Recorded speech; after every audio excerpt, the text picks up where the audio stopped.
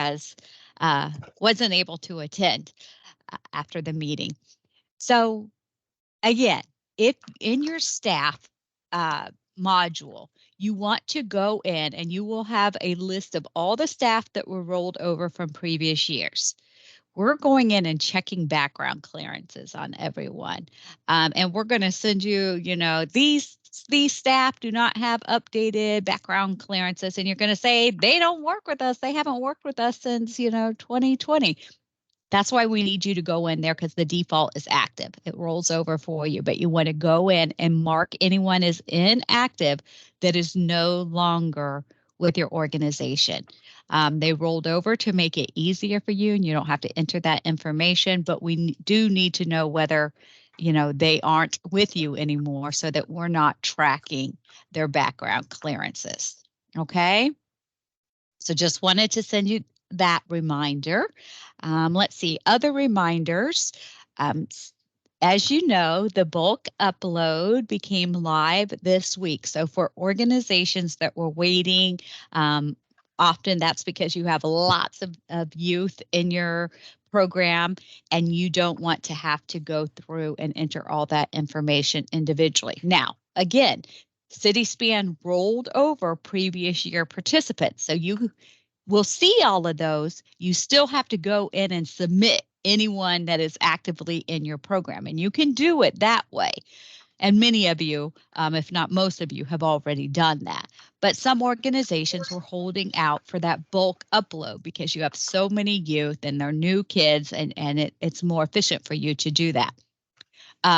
Mark Min is with us from Cityspan today, and in a little bit, he's going to go through the process of utilizing that bulk upload for participants as well as attendance momentarily. But I do want to say, and again, thank you for your patience as you bear with us as we're rolling out new systems.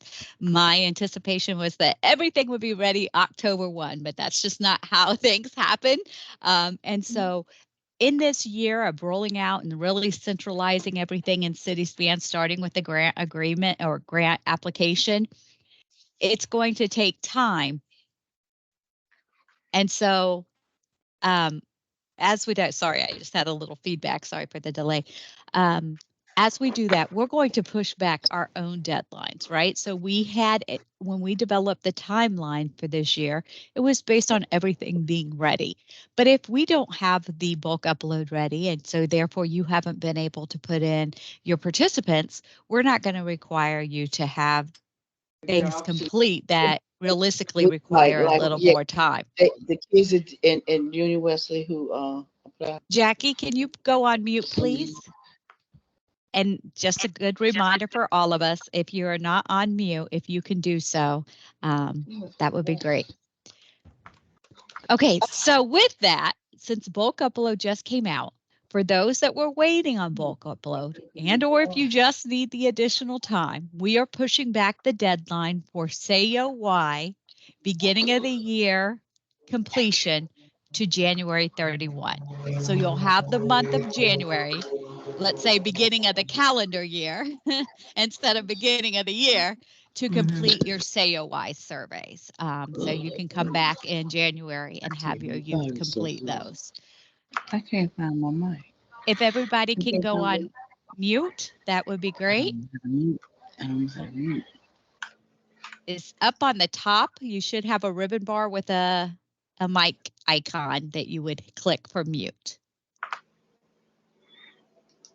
Okay. So SAOY is deadline is being pushed back to January 31. Let's see. I also wanted to remind everyone that monthly we have Learn24 newsletters that come out. You should be on that list. Let us know if you don't receive those. And we also send the all grantees email, which also comes from, they both come from Learn24 at dc.gov. One is specific, the all grantees email goes to grantees. So it is really specific to topics of relevance to Learn24 grantees. The Learn24 email goes to a broader audience of stakeholders across the community. It could be, it's roughly 16,000 people. So it does include things relevant to grantees, but just the general environment of out of school time in DC. So those are both very important sources of information. All grantees, email is really important to things, again, that are specific to our timelines, what's coming down the pipe, what's due. And then there are the announcements made in Learn24 that are around different events and trainings that are happening across the community for out of school time, different resources, including grant funding that is available from different agencies and sources, job opportunities. If you have job openings, you can share that with us and we post it to that larger community. And so that's a broader range of information, but just wanted to remind you that those are really good sources and to try to pay attention to those emails as they come out, as we don't want you to miss different information of importance. I'm going to quickly touch on resource allocation or funding.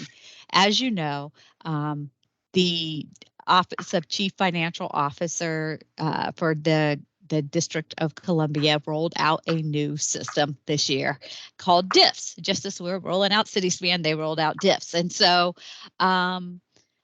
it's been complicated, to say the least, right? And I think some of the information that was shared wasn't necessarily accurate information. They're being trained, their agency is being trained as well, and it varies. It's very different than past in different ways. In some ways, it's very similar, but in other ways, it's different enough that the instructions that were provided weren't necessarily accurate. And so there's been a delay in getting funding to you all.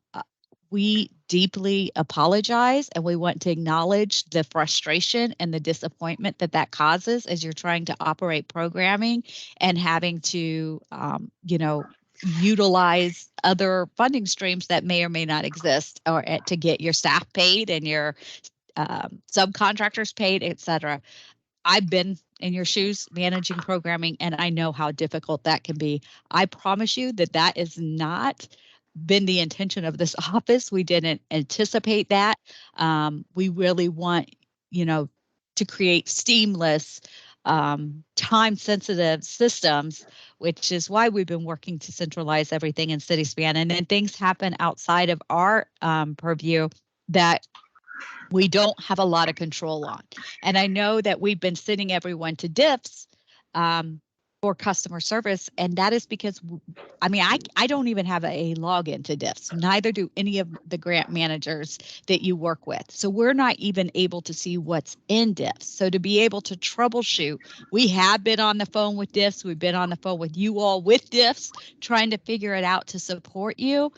But we're kind of limited in our ability because we don't understand the system to be able to support you. But know that we're doing our best to try to figure it out so that we can give you accurate information and help you with submitting those invoices correctly the first time.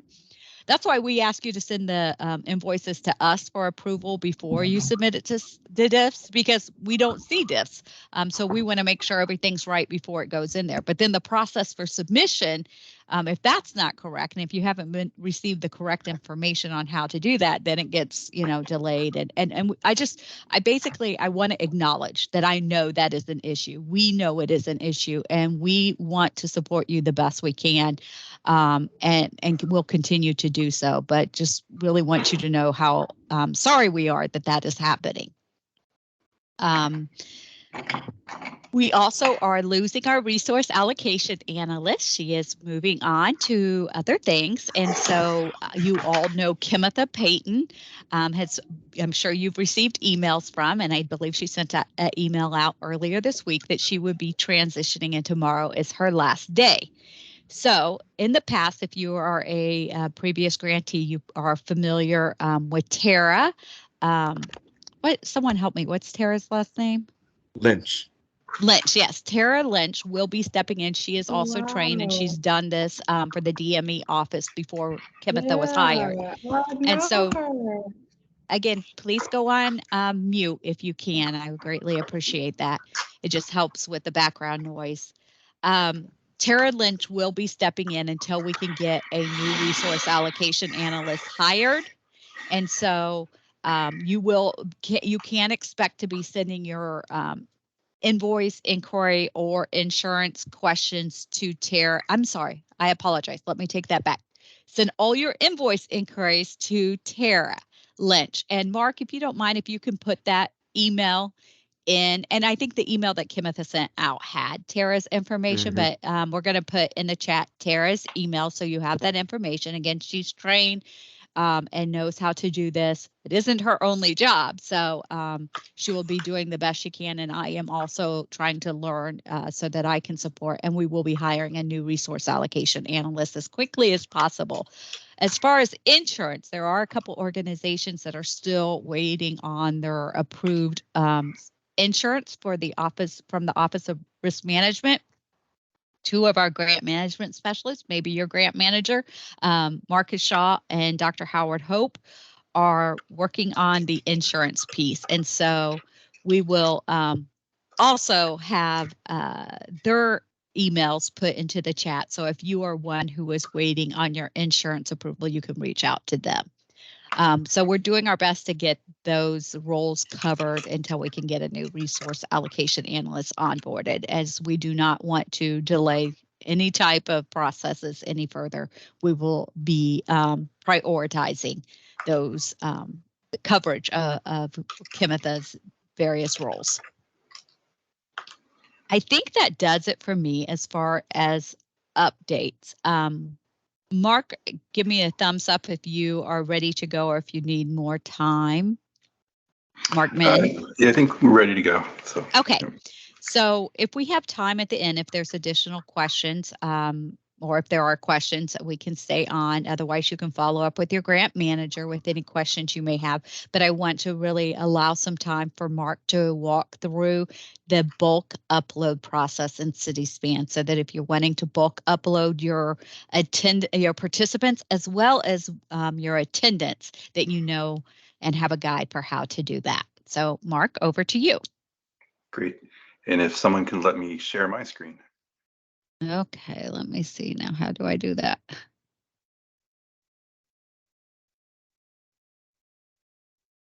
Sorry, you may also know that we have recently lost our communication specialist, Alex Brown. So I am trying to figure out how to do this. Marcus, do you know how to? I do, but I'm not listed as a presenter, so I can't do anything behind the scenes. Okay, so can you tell me? So the owner of the meeting just have to go to the top of the meeting screen on the right-hand side next to where it says leave. There's a share. So you click on share. That's how, there you go. You're sharing your screen and you have to give it to him. Yep. How do I give it to him? So make him the host. How do I make him the host? Does anyone know how I make him the host? And thank you all for helping me troubleshoot. Meeting options and settings.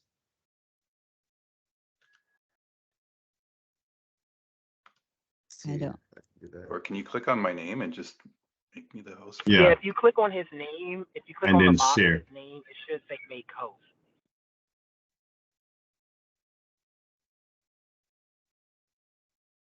I don't have that one. When I click on you, Mark.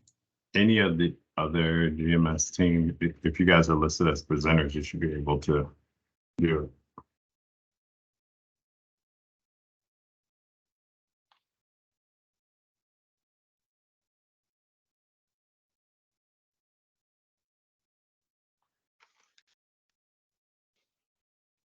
I apologize that this is happening in real time. Bear with us. Or if he has a presentation, he can just send it to you and you can do it. I think I just enabled Mark for you to be able to be a presenter. Thank you. Can you enable me also? Yes, indeed. Yay, we see Cityspan. Awesome. Good. Thank you, team. Okay, so thanks, Shanna. Yes, we have rolled out the import tools that will allow you to bulk upload participants and activity attendance. And Shanna's right, we had promised these earlier, and it took some time, and we made some improvements that I think were worth the extra time.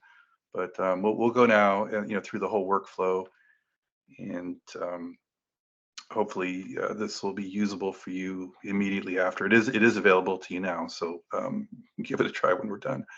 So just to give you an initial orientation, so we're here on our sample data site. So there's two different tools, one for you to upload participants, one for you to upload attendance.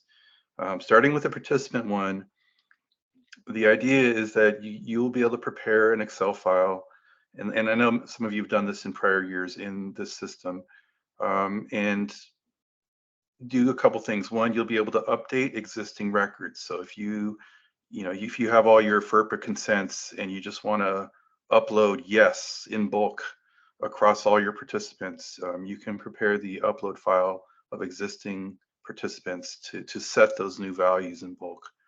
So that's one thing you can do with the upload. And there's quite a few, as you know, there's a number of new fields in the form. Probably the most difficult one is the school attending, because now we have a very specific list of schools that have to be populated. So updating existing records. The second thing you can do with the upload is to create new records. And so I will show you workflow for doing both those things. The one way to start the process, so the routine I'm going to go through here is the following. I'm going to go to the reports left menu, and we've created a new report for you right at the top called the participant upload file. I'm going to click that, and it's going to ask me, do I want my existing participants, either those that are active, inactive, or both? And I'm just going to take both for now, and I'll hit generate. What this is going to do is return a file here, participant upload file, that I'm going to save to my desktop, and then I'm going to go find it on my desktop or right here in my upload. Go ahead and upload that file and bring it over, and this is what it looks like. So what I've done now is to export everybody who is currently registered in my site. The other document, the other part that Thank you for pointing that out. I'm going to stop my share and reshare my window, not my tab. So that's a little, I use Zoom, but when I go to Microsoft, I have to remember these things. So I think now you can see my whole window. Yep. So thanks for stopping me.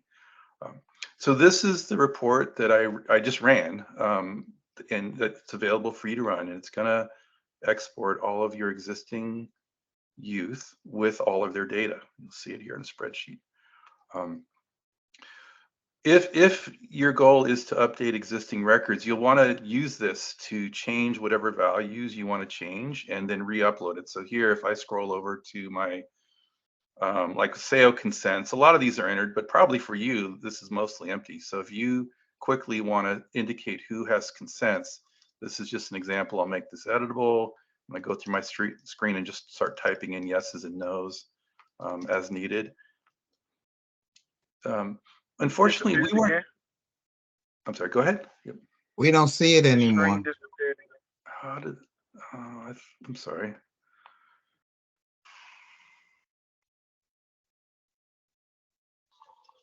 Okay, Teams is asking me if they want to manage windows on all your displays. I said, okay, wow. Yeah, so. All right, one more time here. Let me grab that spreadsheet. Can you see my spreadsheet? No. No. All right, one more time here. Let's stop my share. Share the window. Entire screen.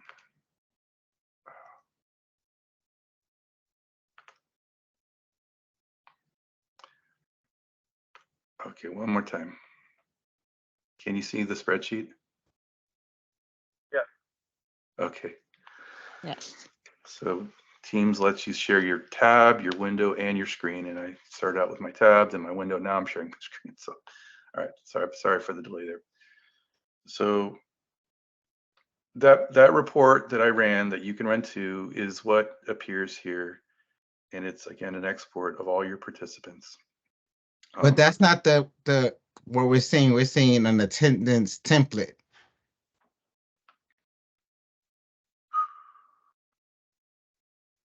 Oh, I'm sorry. Why can't I not share my window the way I normally do? In Teams, if you share your screen, then you can bounce back and forth. You don't have to go in and out of different windows. One more time. Are you seeing the participant upload file now? Yes. Yes. Okay. All right. Sorry about that. If you can maximize it, though. I will. Yeah. I don't know why it took me so many choices to get here, but so one more time.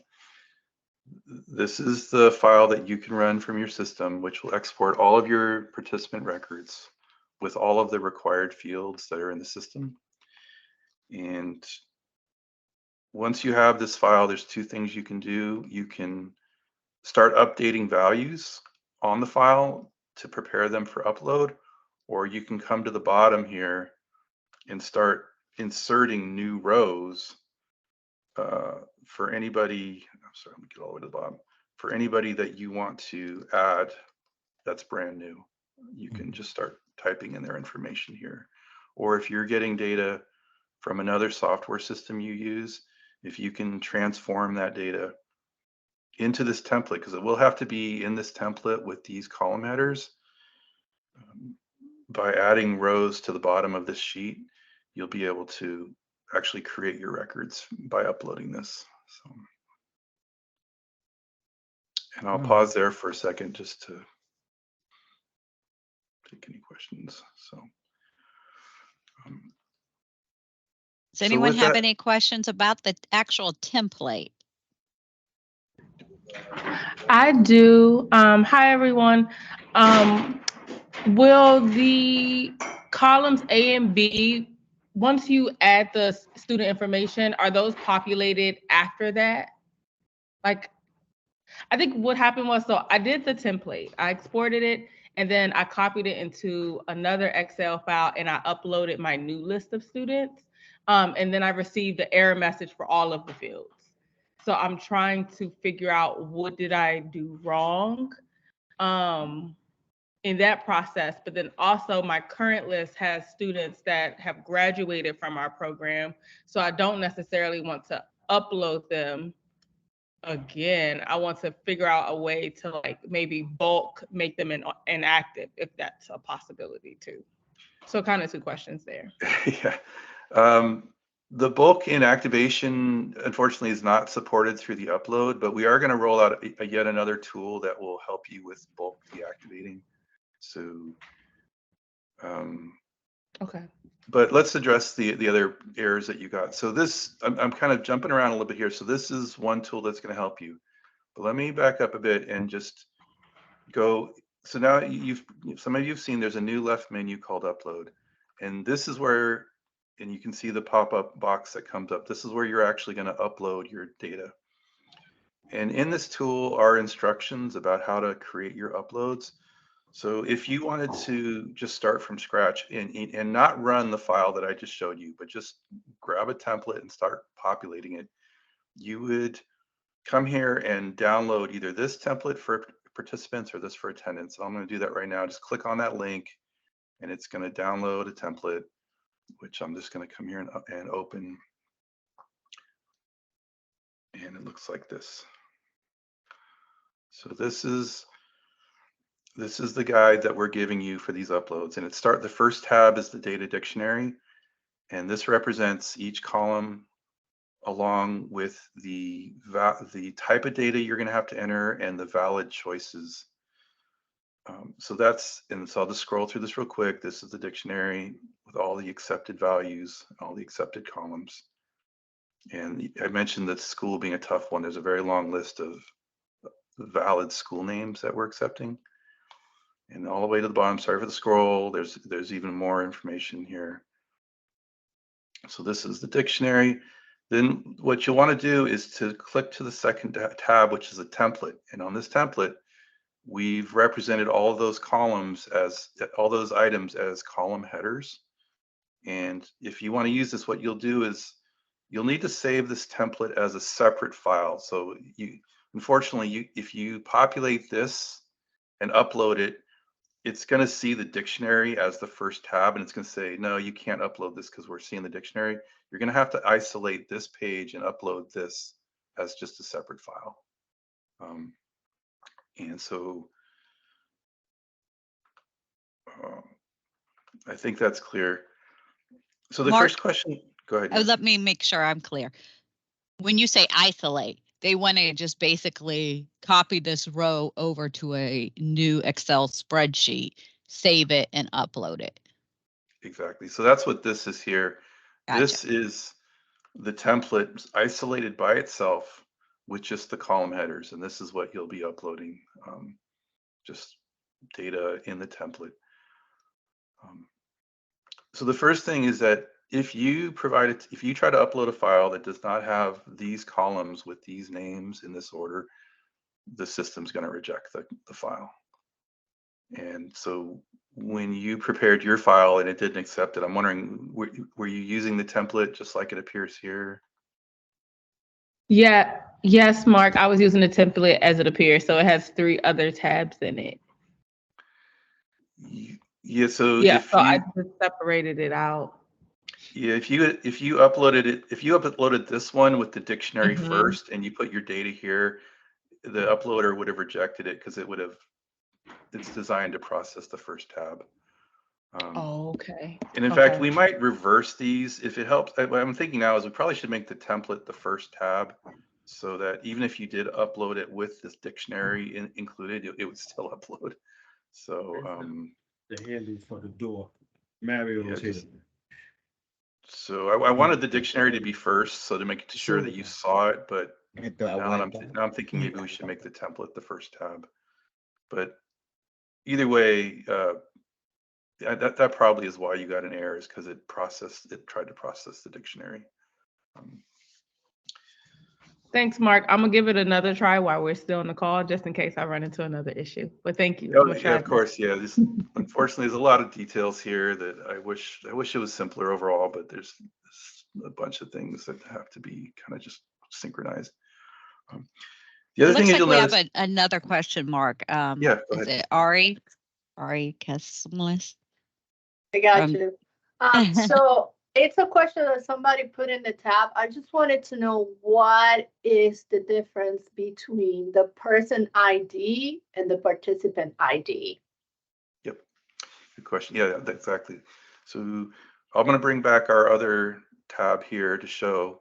So for those of you who historically uploaded these, all we had was the participant ID for the upload. So when you gave us records, this is a funny looking number because we auto-generated this, but the old protocol was that you generated your own participant IDs. And when you uploaded, if you gave us an ID that you've already given us, we'll say, okay, we have the record already. We're just going to update whatever we see already on the record. And anytime we got a new participant ID from you, we created a brand new record. It's pretty simple. What we did, though, in an attempt to make this more robust, is that we're now uploading not just based on participant IDs that you create and maintain, but we're also uploading based on our person ID and by the name and date of birth. And so I want to kind of explain that for a second. This person ID in column A is what we, like anytime you create a record in our system, it gets a person ID that we assign. So this is our background ID. So that's the first answer. This is our ID that we generate. You can't change it. This is your ID that you provide. What we saw is that for some of you don't have participant IDs that you can give us consistently, which created problems with uploading, because it's like, oh, now I need to create a participant ID just to get this upload done. In the new protocol, you don't have to have a participant ID. As long as you're running this, if you wanted to upload this and this column was empty, we first look to see if we have a matching Cityspan ID. And if we match, we'll say, okay, we know what the record is. We don't care that there's not a participant ID. So that's the reason why there's two. There used to be one, now there's two, because we think it'll be easier for some of you to not have to manage your own participant IDs. I'm going to pause there because maybe some of you will say, no, we always have our IDs, and some will say that that's helpful. So am I to assume that because I know we in my school we use the student ID. So is that what we're talking about? The actual student ID? The participant ID can be any ID that you want to generate. Okay, all right. And these are ones that historically the system generated for you, but ideally these would all be blank, and you would give us these. And so the idea is that some of you have participant IDs that you can consistently use, and therefore it's best that you have these, but others may not have these. And we wanted to give you ways of uploading even if you don't have participant IDs. So Mark, if I heard you right, Cityspan participant ID will be automatically generated. And is that correct? Yep. Okay, so that's going to be the generated ID that will be blank if they're filling it out for new students, but will be generated once they upload, correct? That's correct. Yep. And if you have a participant ID, such as using the student's ID, you can drop it in, but it could also be blank if you don't use student ID. So column A and B could potentially be left completely blank. Column A will always be blank until you upload it, and Cityspan will generate that ID. If you use a participant ID yourself, you can drop that in or leave it blank. Then move on to column C with the information that you do have. And I think I saw someone else's hand, but maybe I just answered the question. Does someone have a question or any other questions? So it's me again. How do we go about getting because for example, we have a middle school and the kids will use the program throughout the years of middle school. How do we know what ID was generated for Cityspan for those students? Like, is there somewhere where I could see the IDs for my students? Yes. So here. Amazing. So these are some of the updates. So to see those IDs, just navigate to one of your participants, and we've added them both at the top here. Cityspan ID internal, and then this is whatever you can just type in whatever you want here for your ID. So yep, this is new as of this week. So, but then Mark, also the form that they can download for existing students, and that will already be populated as well, correct? All this, yeah, exactly. That file that I ran, this report that you can run to get all of your existing data has all that populated. Can you just walk through that one more time? Because I know sure. It's a lot of information, and I think to see that again would be helpful. So you go to reports. Yep, that's the first one here, participant upload file. You run it, and you just say, do I want to work on my active, inactive, or both? And just once you pick that and hit generate, it's going to return a file that you can just save to your desktop and start working on. And if you can open an example of that. She'll just save this again and just open that. So you see, these are all students that are in your system that rolled over, that Cityspan ID and your participant ID from previous years is already in there. You can go in if you've already made students inactive that are no longer with the program and only run it by your active students, or both. If you have both and you need to delete out anyone that's not in there, you can. But Mark, my understanding is they don't necessarily need to delete the students. They can, as long as they're going to just match them against, it's going to be matched against kids that are already in the system, correct? Exactly. Yeah, we don't want you to delete students. We want you to make them inactive. So that's, yeah, this template doesn't allow you to delete You won't delete anybody by uploading this. So, Right. So you don't need to necessarily delete anyone that is inactive. You would go in and make them inactive beforehand, and then download the sheet, and it has all your kids that were already with you in previous years and are still active on the list. And then you go to the bottom, the next row, the next blank row, and continue for any new kids, adding in additional information and then upload it. exactly. Yeah. So you could, I mean, some of you maybe, will start with empty files because maybe you're getting the data from somewhere else. But as Shanna said, if you want to add students, to create brand new records, you can do it just by adding them to the bottom of the sheet. And Mark, if they have a new address, they can go up to the student that's been rolled over and they can update the address. Exactly. Or maybe you didn't have the address before. Because of that participant ID and Cityspan ID, it's going to override when you upload it with any new information. In fact, I'm gonna upload this file to show how those changes are made. So we've noted that for Andrew Adams here, the address is now Shanna's address. And when I upload this, we're gonna go and visit that file and see how that was updated. So yeah, so here I've given you an example of changing a value in the file so that it updates on an existing record. And now I'm going to show you how to add brand new records through the upload.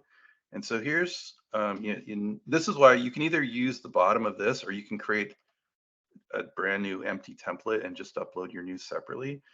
But these are some funny names here. But the idea with the upload is that you're not going to have a Cityspan ID here because it hasn't been created yet.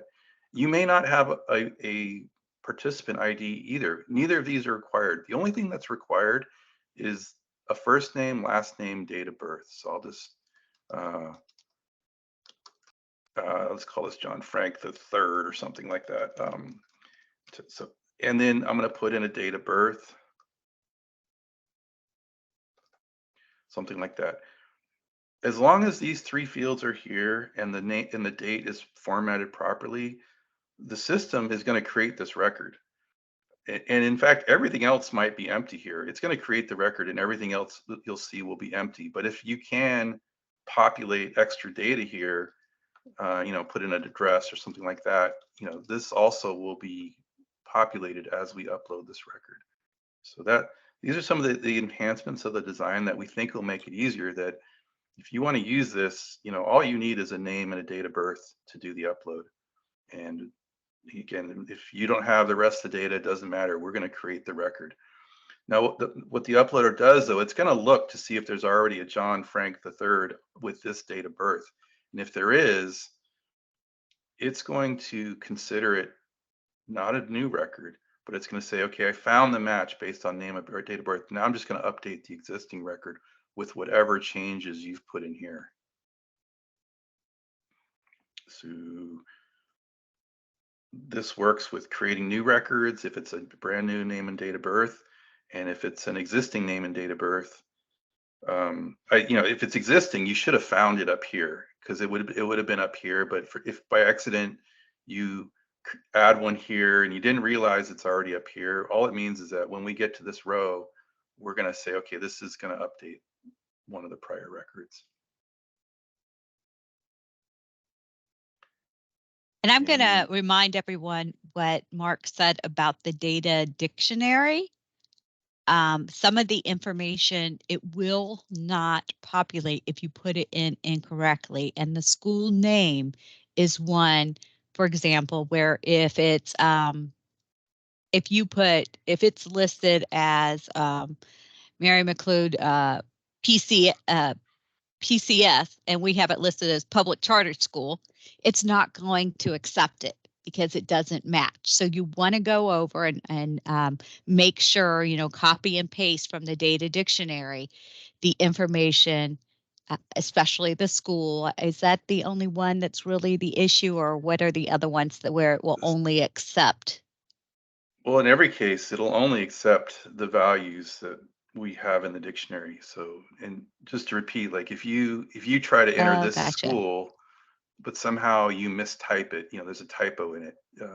The system isn't going to tell you. It's going to upload the record, but it's just going to leave this blank. You'll navigate to your form and like, oh, let me see what I uploaded, and you'll be like, oh, the school's not there. What happened? Well, it's because what you entered in the upload wasn't an exact match on something in the list, and then you can go Same back and down. upload it. Yeah. I'm sorry. Same like grade. If you see there, it's 1, 2, 3, 4, etc. If you put first, it's not going to show up. You have to put the 1. So make sure that you're comparing against what is in the system. You see for gender, what's there. If you put F and it needs to be female. So make sure you're checking the data dictionary so you know how to appropriately populate. Now, of course, if you upload something and something's misspelled, when you get to the form, you can just use the drop down and say, oh, it didn't come through the upload, but I'm just going to add it now manually. And that's, there's no reason why you can't use the manual form along with the upload to finally get all your data in. So,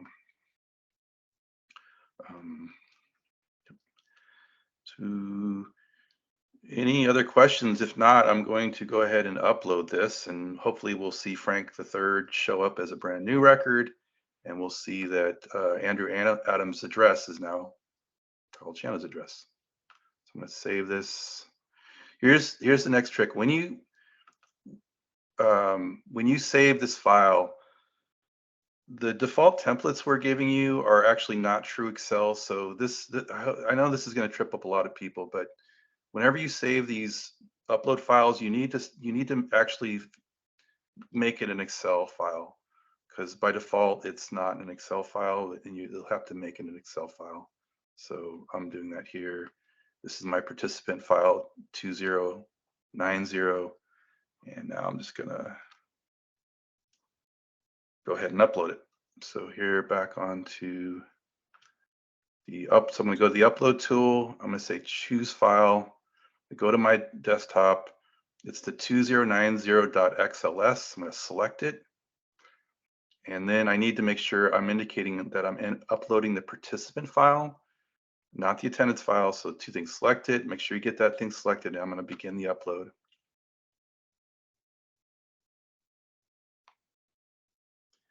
And now it's done. I'm getting some validate. So you're going to get this validation thing back, and it's going to tell you what was wrong with your file. And so in my test data, I had a lot of missing date of births. So it's just telling me that it's not going to upload without a date of birth. So you have to have a name and date of birth on every row. So 30 of the rows that I tried to upload, 150, 36 came back. We didn't even upload them because you didn't have date of birth. But it is confirming that we did successfully upload 114 records. And so, what this is though, like you're like, oh, I need to add these date of birth. This is actually a file. So if I click this, it's gonna say, okay, here's your file, download it.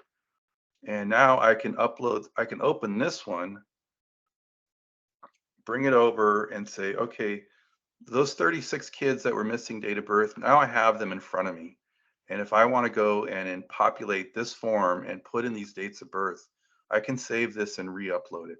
So it's helping you correct your mistakes by giving you the file that you need to be fixing. So in this case, I would need to add dates of birth to all these test people.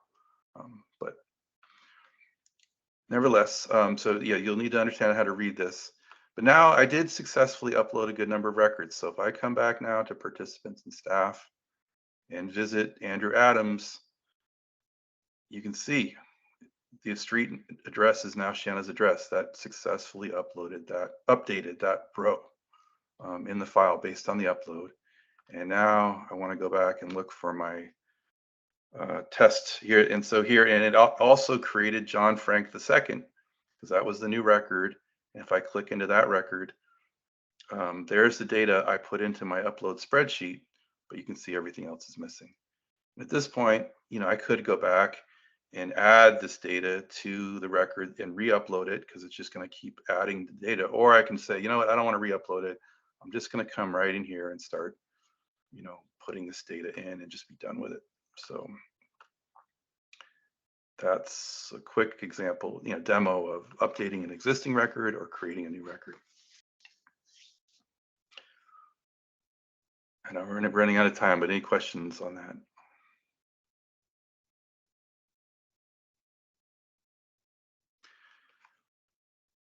If not, we're available to help anybody through the process because there's quite a few steps, but hopefully conceptually that kind of makes sense as the tools that you'll have to create these records and update them. The last thing I want to point out is that the upload does not submit these records. So the data protocol here is more rigorous. This record needs to be submitted before you can actually enroll them into activities and have a COI, for example. So regardless of whether you're uploading, you're going to have to come back to your records and submit each one, because the submission is going to essentially verify that everything is in place. So here, if I hit submit here, I'm going to get a big error message saying all these things are not in place and you need to populate these things. But assuming you uploaded all this, once you visit the record and hit submit, it'll submit and then you're done with this record. So name and birth date are all you need to be able to bulk upload. However, for your student to be an active participant in the system, anything there that's has a little red asterisk, including address this year, and the FERPA consent is required to have the student active in the system and be able to show up for attendance and COI, et cetera. And in case you missed it in the past, and just as a reminder, the reason we're asking for that information now, several different stakeholders, the commission and OTHI, who we get funding from, require demographic data, as well as we want to be able to report out to our stakeholders who we're actually serving. And as you recall, you received priority points for saying that you are going to serve different populations of students. So in order for us to get that demographic data, we need to have the address of the student and whether FERPA consent, for example, is on file. So that is why there are additional requests this year in the information that is required. You have to put that in. I would suggest that as much as you can put into an Excel spreadsheet or copy from one spreadsheet to the template on that information and being able to upload. So then all you have to do is go through and submit. But if you miss any of that information, you will have to then go into each student's profile and manually add it before you can hit submit. And I did that. I manually added that. And now if I hit submit, good to go. This is a submitted form. If I come over here and look at John Frank III, I have a submitted form, and now he's ready to be enrolled in activities. So. Again, all your students have to be submitted, or any student has to be submitted, 1 for attendance and 2 for that COI survey. You cannot get a link until you have submitted the student. It kind of dovetails with the question about making people inactive. So we brought over your historic people. So there's a lot of youth in your lists that are not coming back and that show up as submitted. The best way now to just take care of it is to go one at a time, make them inactive, hit save. You don't need to hit submit. Just make them inactive and hit save. If the data is missing, it doesn't matter. It's going to take them off your list. So I'm just coming through one at a time and taking people off my list by making them active and just hitting save. And again, if the data is missing, it doesn't matter. It's just going to take them off this list. We will be rolling out a utilities left menu that'll have a tool for bulk inactivating youth, and I'll try to get that up in the next week, but for our next office hours. But if you really want to move these extra youth off your list now, what I just showed you, manually making them inactive, is the quickest way to do it. Now you can always see those inactives here. There, if I toggle inactive search, they're still here in the background. They're not deleted, but they are kind of archived for good, so to say, or archived until you bring them back. Mark, I know we have a short bit of time, but there have been some questions about bulk attendance. Is there any chance you might be able to speak to that? I'll touch on it, but unfortunately, we don't have time to go through the whole presentation on that. But yes, so Um, we are allowing you to bulk upload attendance, but the trick is that to do it, you need to visit your sites, and you're going to have to create these activities. We're not allowing you to upload an entire activity. But once you've created your activity, you can upload attendance, which will create the schedule through the upload. It'll add enrollment through the upload, and it'll also take attendance. So this upload is pretty powerful. So just to give you a quick, so you have an activity that you want to upload attendance for. You're just going to add it here. All you have to do is test for upload. Whatever your activity is going to be named. And hit save and return. Well, I take that back. You do need to fill in some of this other required data, which I'll do really quick. And I mean, actually, you could have exited and still had this, but I think that's all the requirements. So I'll save and return again. And there we go. I have my test upload activity. If you want to upload attendance to this activity, all you have to do is click on it and grab this program ID. This is the key to uploading. So I'll now, and I know we're going to run out of time here, but this is the upload. I'm sorry, I pulled the wrong file here.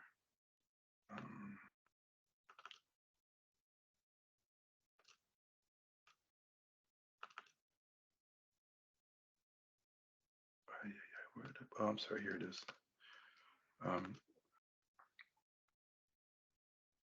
This is the upload data dictionary and template, and this is really short.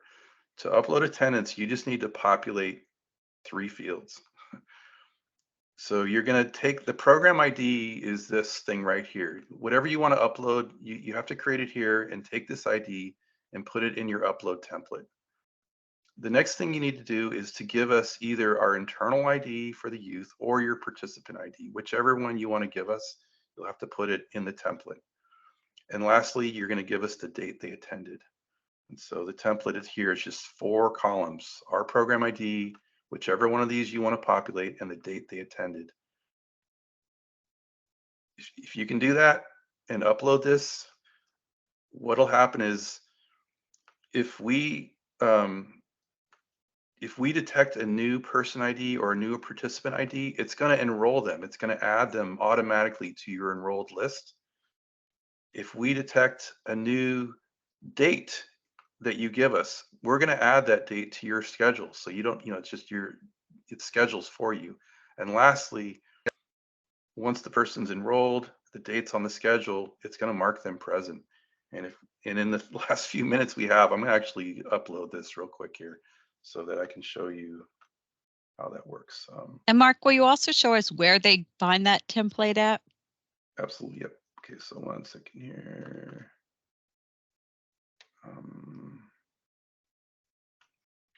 So again, to make this template uploadable, I'm going to delete the dictionary. In fact, I think I'm going to switch the order of the dictionary and the template so you don't have to do this. But here, so now I have my template ready to be, and I'm going to populate these values real quick. So I'm going to say, I'm going to go grab my Frank Doe that I just created. My John Frank. I'm going to take his person ID and I'm going to stick it in the person ID column here. Then I'm going to go to the activity that I want to upload, test for upload, and I'm going to grab that program ID and I'm just going to stick that here. And lastly, I'm going to enter a date, any date I want that's going to be populated in the schedule. So I'm just going to add today's date. And I'm going to save this. With this is all I need to do the upload. And so I'm going to just make sure I know which file this is here. I think I know the name of it. So I'm going to close this out. And I'm going to come here to the upload left menu. And that template was attainable right here. But what I'm going to do is I'm going to go to choose the file that I just filled out, which is, I'm sorry. Oh, I need to double check that one real quick.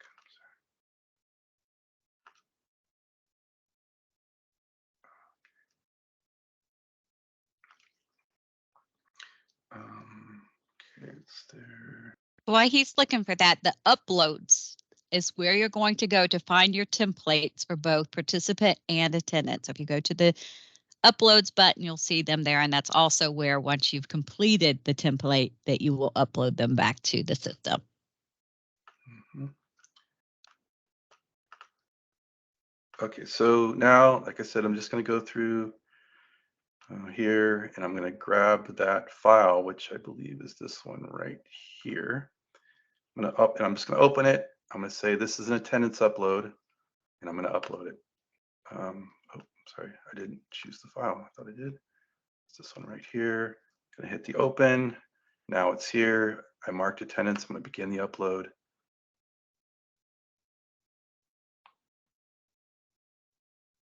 And hopefully it doesn't take too long. I may have. All right. Even I did some. Oh no, there's one record uploaded. It's all good. So now I'm going to go back to my site. Here is my activity test upload, and based on just having uploaded that one record, because I entered today's date, that's now added to the schedule. Just because, and now because I indicated it was Frank the Third, he's now enrolled automatically in the activity. And lastly, if I go to attendance and go all records, I find that today, and I can see that Frank the Third was marked as present for today. So this little piece of data did all those things. It enrolled him, it added the date to the calendar, and it marked him present for the day. So that, for any of you who tried to upload attendance to us before, the upload didn't do all those things, but we're hoping by creating this kind of upload that you can, some of you will find it easier to prepare these files and just bulk add this attendance. So I know we're out of time, and Shanna, we are out of time. One quick question. It marks attendance, but they don't need to manually go in and mark absences, right? It's just that student's going to be absent if they didn't attend. Yeah, the file only uploads present attendance records, so anybody in here is going to be considered present. Now, if so if you keep uploading to this date, yeah, I guess that's the answer, Shannon, is that you don't have to go back and indicate absent, because the upload does not mark absences. It just marks present.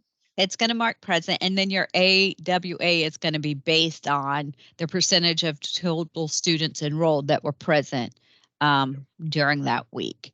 I've also dropped into the chat just a reminder, we do have data tech support office hours every Tuesday and Thursday from 12 to 1, in which our data team is on to be able to help. I know, for example, that who is it, Jamila, that you said you're still receiving an error code. So if or if we're not able to rectify that, and you can reach out to your grant manager, but if we're not able to rectify it before then, you can come to the next Learn24 data office hours, which is again every Tuesday and Thursday, so next Tuesday, and we can walk through it with you. So our data team is on every Tuesday and Thursday to help support any data technical support issues that there are. Just a reminder of that. Yeah, and Genevieve on our team has been reaching out to users. Yes. And while we spoke, I just updated that file to include a lot more dates, and you can see it just added it to the schedule. Still Frank the Third, but now we have all these extra dates, and he's marked as present for each one of them. So, can you go back and show the spreadsheet and show what that looks like, how you added them? So just over and over in different rows. Yeah, new dates. And if I wanted to add other people here, I can add other activities. This can be multiple different programs, multiple people, but this row, is all you need to sort of drive your scheduling, your enrollment, and your attendance. So happy to demo a couple more of these if you want. But And you know what? I just saw, thank you, Olade, for dropping that in the chat. I said, if you're, Jamila or anyone that's continuing to have any issues, you can reach out to your grant manager, of course, but they will probably connect you back to our data team. So the email there, learn24data@dc.gov, that is in the chat. That is probably the best direct way. Feel free to copy your grant manager so that they know that you're needing that support. But learn24data@dc.gov. You can send the email any time of day, and they won't respond any time of day. But if you're working on something, you don't have to wait until those Tuesday, Thursday office hours to send the email, and they'll respond to you as soon as they can. Just remember that to make sure you save before you upload. Make sure you save it as an Excel workbook. That's going to be that's one reason for it not to upload, is if it's in a different file. So Excel workbook, that's the way to go. Yep. Like I said, let us know. Genevieve on our team will be reaching out to anyone who's having problems and can just walk through it together on a Zoom screen share or something like that. So. Okay, everyone, we're 5 over, so I'm going to thank everyone for coming today. We'll send out the recording for anyone who wasn't able to be here or if you need to revisit. But again, learn24data@dc.gov, and Tuesday and Thursday tech support hours are always a way to get support. And then reach out to your grant manager, specialist, or myself with any other questions. We're here to help. Thank you. Thank you all. Have a wonderful afternoon and happy You too. holidays. Same to you. Happy holidays, everyone.